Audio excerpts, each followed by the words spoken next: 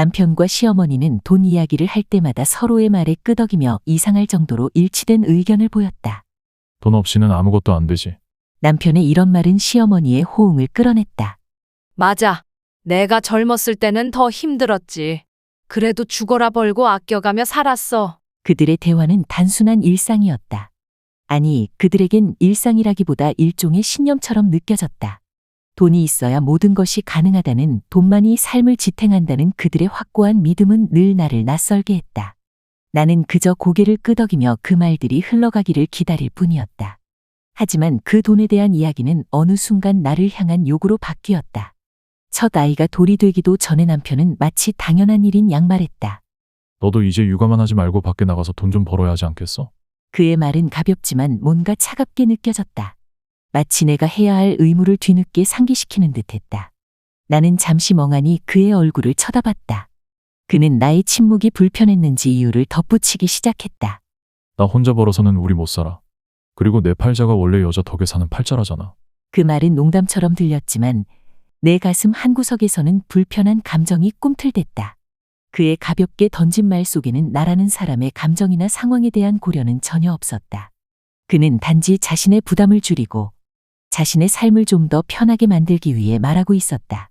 아이를 돌보며 겨우겨우 하루를 버티는 내 삶을 그는 얼마나 알고 있을까? 그는 내가 무엇을 원하는지, 무엇을 두려워하는지에 대해 단 한 번이라도 생각해 본 적이 있었을까? 그 순간 나는 내 자리가 이 집안 어디쯤인지 다시 한번 생각하지 않을 수 없었다.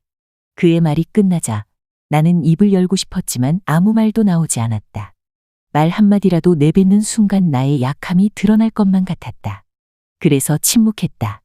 침묵 속에서 그의 말을 되새기며 그 무게를 홀로 견뎌야 했다. 하지만 내 마음은 이미 바위처럼 무거워져 있었다. 아이를 품에 안고 거실에 앉아 있던 나는 손끝으로 아이의 작은 등을 쓸며 스스로를 다독였다. 나는 이 아이를 위해 버티고 있는 거야. 그렇게 생각하지 않으면 버틸 수 없었다. 하지만 머릿속에서는 또 다른 목소리가 속삭였다. 이게 정말 맞는 걸까? 내가 이렇게까지 해야만 하는 걸까? 그 물음은 깊은 어둠 속에서 끝없이 울려 퍼지며 나를 혼란에 빠뜨렸다. 남편의 말이 끝난 뒤에도 그 여우는 오래도록 나만 나를 괴롭혔다. 그의 농담 같지만 날카로운 말들, 그리고 그 뒤에 숨겨진 책임 회피의 기운은 내 마음을 무겁게 짓눌렀다. 하지만 더 큰 충격은 그 뒤에 이어진 시어머니의 발언에서 찾아왔다. 그녀는 마치 기다렸다는 듯 말을 보탰다. 내가 모임에 나가고 있잖니? 그러니 내 아이까지는 내가 못 본다. 내가 돈 벌러 나가려면 친정에 맡기든가 친정에서 돈을 좀 가져오는 게 어때? 그녀의 말은 마치 현실적인 해결책을 제시하는 것처럼 들렸지만 나에겐 모욕처럼 느껴졌다. 내 친정에 손을 벌리라는 말, 내 아이를 다른 사람 손에 맡기라는 요구는 이 집안에서 나라는 사람의 위치를 적나라하게 드러내는 것 같았다. 그들의 눈에는 내가 단지 가정의 균형을 위해 쓰여지는 하나의 도구처럼 보였다. 나의 감정이나 희생은 그들에게 아무런 의미가 없었다. 나는 그 자리에서 무언가를 말하고 싶었다. 그러나 무거운 공기 속에서 목구멍이 꽉 막힌 듯한 느낌에 아무 소리도 나오지 않았다.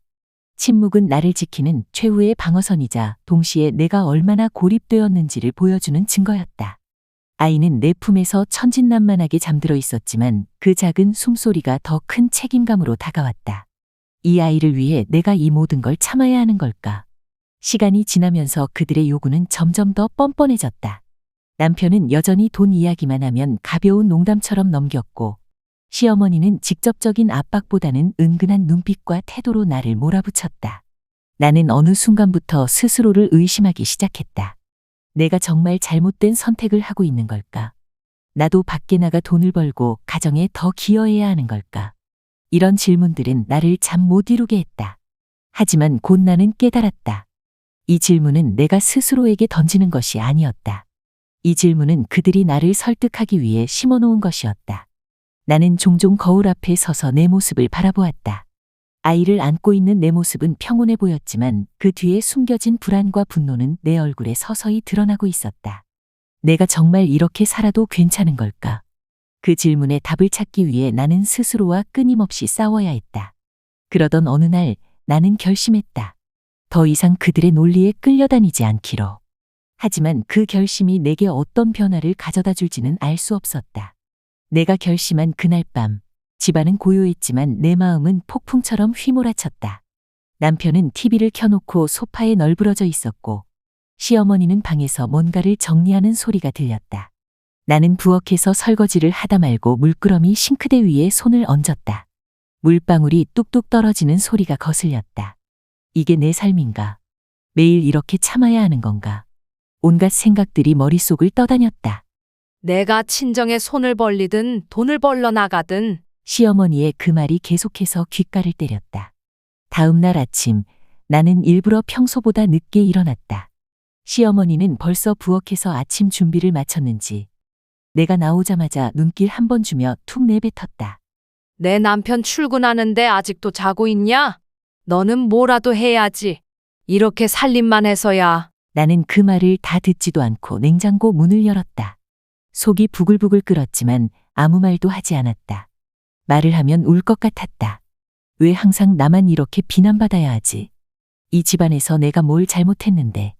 그날 오후 남편이 퇴근하자마자 나를 부르더니 뜻밖의 말을 꺼냈다. 자기, 엄마 말대로 한번 생각해보는 게 어때? 우리도 현실적으로 생각해야지.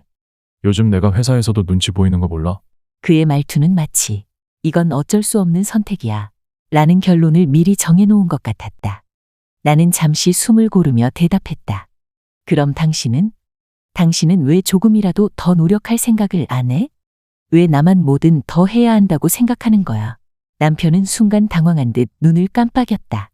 그게 무슨 말이야? 내가 돈 다 벌어오고 있잖아. 그는 곧 화를 내기 시작했다. 내가 밖에서 얼마나 힘든지 알기나 해. 당신은 집에만 있으니까 이런 소리가 쉽게 나오는 거야.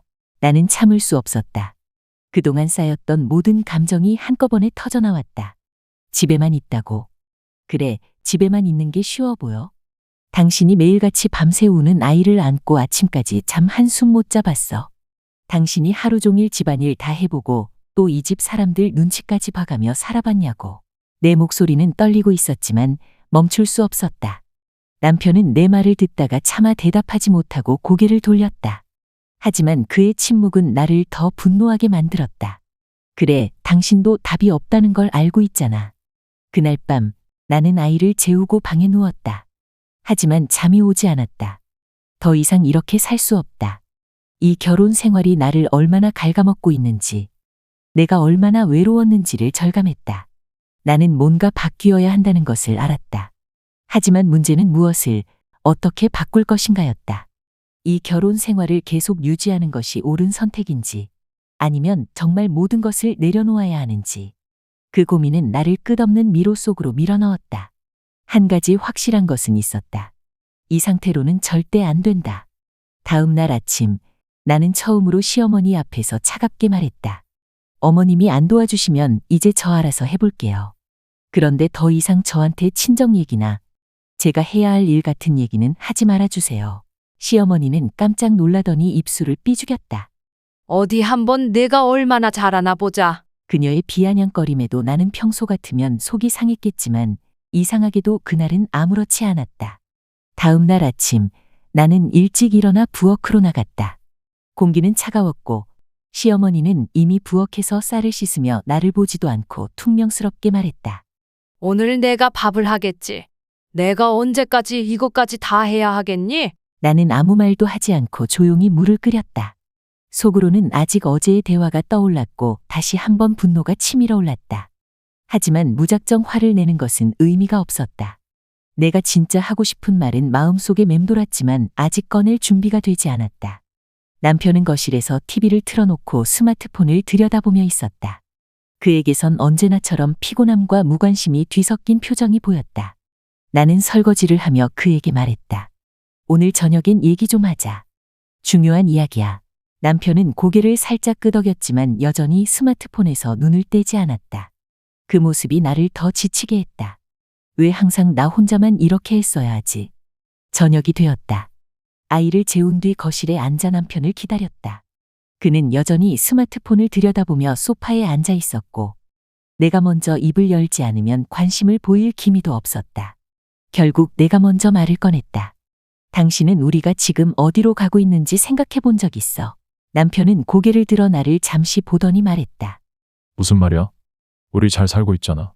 큰 문제도 없고. 그 대답에 나는 참아왔던 감정이 한꺼번에 쏟아져 나왔다. 잘 살고 있다고. 당신은 정말 그렇게 생각해? 난 아니야. 난 매일 이런 질문을 해. 내가 왜 이 집에서 이런 대우를 받아야 하는지, 왜 내가 모든 걸 감당해야 하는지, 당신은 내가 뭘 느끼는지, 내가 뭘 원하는지 생각해 본 적 있어? 남편은 처음에는 당황한 표정을 지었지만 곧 방어적인 태도를 보이며 말했다. 그럼 나는 회사에서 얼마나 힘든데. 집에 오면 좀 편하게 쉬고 싶어도 당신은 이런 소리만 하잖아. 그의 말은 내 가슴에 또 다른 비수를 꽂았다. 편하게 쉬고 싶다고. 그럼 나는 언제 쉬지? 나는 목소리를 낮추며 말했다. 당신이 회사에서 힘든 건 알아. 하지만 당신은 적어도 인정받잖아. 나는 누구한테도 인정받지 못해. 심지어 이 집에서조차도. 그 순간 거실의 공기는 얼어붙었다. 남편은 더 이상 말하지 않았고 나도 더 할 말이 없었다. 우리는 그렇게 긴 침묵 속에서 앉아 있었다. 다음 날 나는 마침내 변호사를 찾아갔다. 그동안 머릿속에서만 맴돌던 결심이 현실로 다가오는 순간이었다. 변호사 사무실 문을 열며 내 마음은 복잡했다. 설레임과 두려움이 뒤섞였고 오랜 억눌림 끝에 드디어 무언가를 행동으로 옮긴다는 안도감도 있었다. 이혼 상담 때문에 방문했는데요. 내 목소리는 흔들렸지만 분명했다. 그는 내 이야기를 차분히 들으며 필요한 서류와 절차를 설명했다. 말이 진행될수록 나는 점점 현실감을 느꼈다. 이 모든 것이 진짜로 끝날 수 있다는 생각이 들자 마음 한구석이 조금씩 가벼워졌다. 집으로 돌아오면서 나는 그동안 참아왔던 순간들을 떠올렸다. 시어머니의 잔소리, 남편의 무관심, 그리고 나를 도구처럼 여겼던 그들의 태도. 그 모든 순간이 파노라마처럼 스쳐갔다. 집에 도착했을 때 나는 남편과 다시 대화를 해야겠다는 생각이 들었다.